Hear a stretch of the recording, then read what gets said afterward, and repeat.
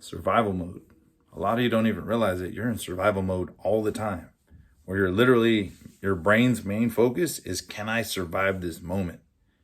And it creates all this anxiety and panic and worry about how this can go wrong, or this can go wrong, or how this is going to mess me up. And you get, and you get, and when it's all said and done with, it's probably not life-threatening, but our brain treats it like it does.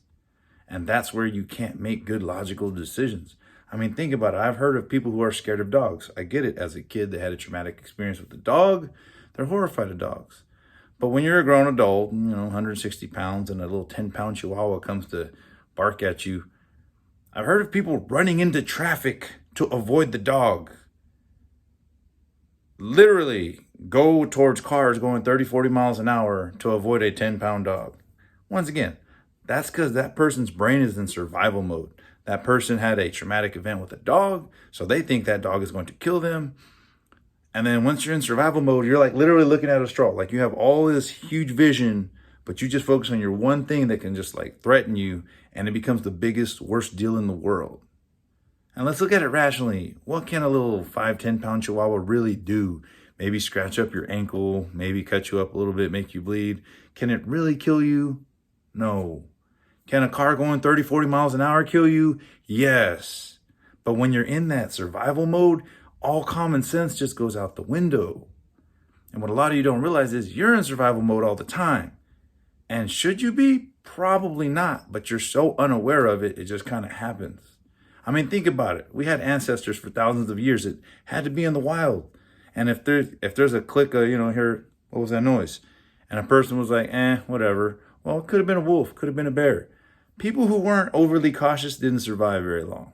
But the people who were extra cautious and made every little like twig snap and noise seem like the biggest deal in the world, they survived. And that's been passed on for years and years in all of humanity. But now it's like, we don't really have a ton of life-threatening things going on around us.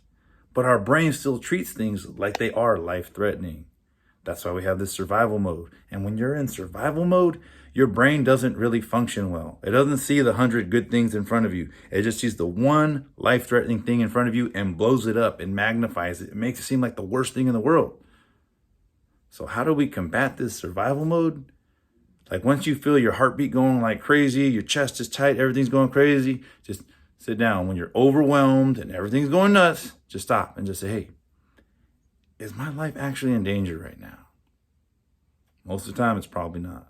And just say, okay, I'm probably in survival mode, and this is just my brain overreacting. I'm just gonna sit down, relax, like close your eyes for like 10 seconds, listen, feel your weight on the chair, like feel your breathing, feel the tightness in your chest, and just kind of like, okay, I'm good, I'm where I'm supposed to be, I'm fine.